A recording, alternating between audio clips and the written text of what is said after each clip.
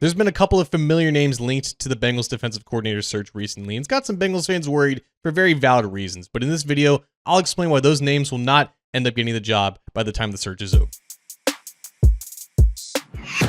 Hi again, Bengals fans. John Sheeran of A to Z Sports Cincinnati here, and I do end up reading your guys' comments from time to time. One of them we got from our last video on this channel was from F. Colson II, who said, quote, "After rumors of Mike Zimmer returning, I have given up on this dysfunctional front office, owner, and head coach. Should we trust their decisions? If they hire a down-on-his-luck retread, then Joe and Jamar should move on." Now, while I understand your, general apathy towards this team, I have heard nothing about Mike Zimmer potentially returning to the Bengals as defensive coordinator. Now, for those who may not have been around in the late 2000s and 2010s, Mike Zimmer was Cincinnati's defensive coordinator from 2008 to 2013. This was before even Zach Taylor got into the NFL for coaching. But Mike Zimmer was arguably the best defensive coordinator in the game at his peak in Cincinnati, and it ended up getting him the head coaching job for the Minnesota Vikings from 2014 to 2021. And now the only reason why Zimmer is in the news cycle right now is because he just spent the past year coordinating the defense for the Dallas Cowboys, who now need a whole new coaching staff because they just let go of Mike McCarthy. Mind you, Zimmer was the Cowboys defensive coordinator long before he was the coordinator for the Bengals way back in the early 2000s, but he just spent 1 year in Dallas under McCarthy,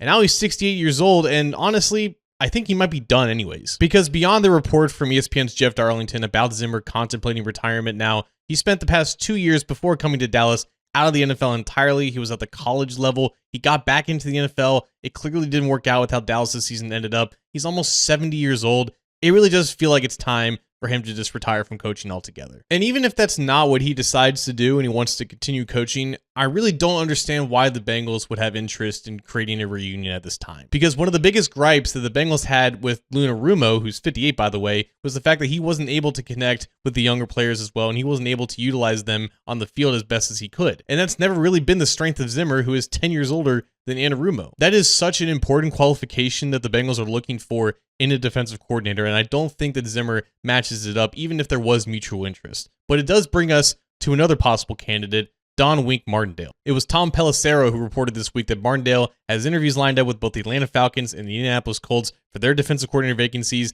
and that the Bengals could also have interest as well. Martindale spent the last season as Michigan's defensive coordinator and had a pretty good season in that role, but before that, he was the Giants defensive coordinator, and a lot of Bengals fans remember him for being the Ravens defensive coordinator for the beginning of Joe Burrow's career. And more specifically than anything, a lot of Bengals fans remember him dismissing Burrow in that 2021 season before Joe Burrow dropped 525 yards and 4 touchdowns on his very, very depleted defense. And that specific bullet point in Martindale's resume might have resonated with the Bengals a little bit, because a few hours later after Pelissero's report, Paul Dehner Jr. of The Athletic, one of the best Bengals insiders out there, reported that Martindale is not under consideration for the Bengals DC job. So maybe Martindale dissing the franchise quarterback, maybe that's still lingering there a little bit. The fact that there haven't been any confirmed reports of interviews for this position since last week with both Patrick Graham and DeMarcus Covington makes me feel like the Bengals are eyeing guys who are still coaching right now in the playoffs. And that could definitely be a good thing. These coaches are working extremely hard right now in the most important part of the season. But it's also me just speculating a little bit. I'm just trying to read the terrain here. Whomever the Bengals bring in next to interview for their defensive coordinator position, we'll have it covered right here on A to Z Sports Cincinnati.